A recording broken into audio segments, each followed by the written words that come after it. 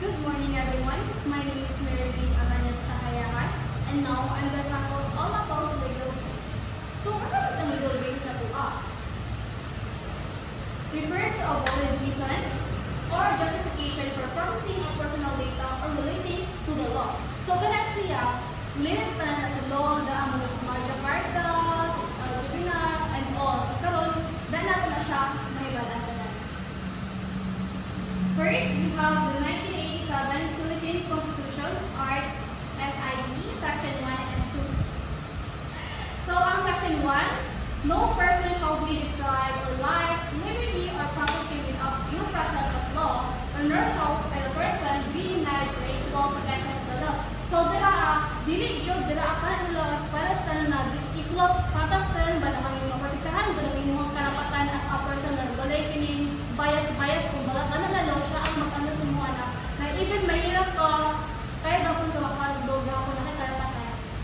Next, Section 2, natural born citizen are those who are citizen of the Philippines from birth without having to perform any act to acquire or perfect the Philippine citizenship. So, kana magamit na kung asya ng law ka pinipili magboto ka, dapat din juga gikan ka nagka-vote sa Pilipinas bisa dili makakaboto, dili ka dili ang dagan yung election, need siya lang boto.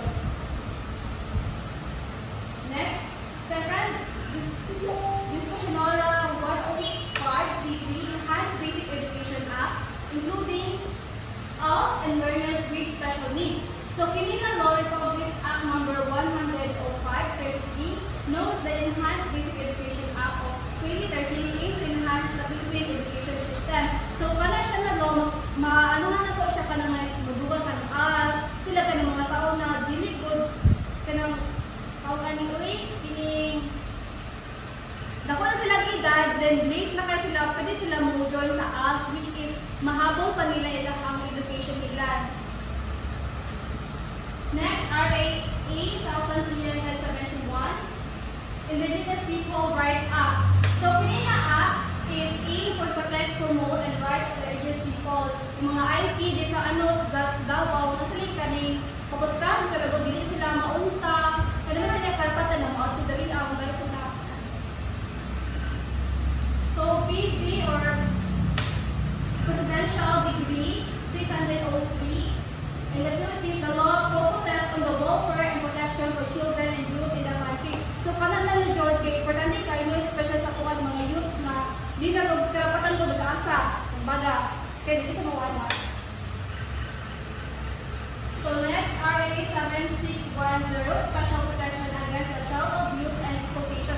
So, kalang daan mo kay kagling na dito para sa tuang, kininagikan kay mga abusive dun na parents, ilang parents, kayo sa asa dun, na family, kung baga kini kay hindi lang nanonood para sa tuang sa na. Next, RA 9442, Magna Carta for Disabled Person. So, pinina-act mo kay para sa kaning, even though na kaning, nagay kapansanan doon na wala ba ko'y, kaning ikyas gihapon ba sa kaning palogod, gihapon, hindi siya makaning mabayas. Kung baga, ay, kung na siya kapansanan, hindi siya makulong no. Kaya nagapon na siya ay low gihapon. So, RA 7277, Rehabilitation and Integration of Disabled Person in Mainstream Society. Persons with disability are those individuals required under Section 4 of RA 7277 and are providing for the rehabilitation, self-development, and self-reliance of persons with disability as amended in their integration to the mainstream society with the purposes. Ang kini kay magamit na kami na lono ka na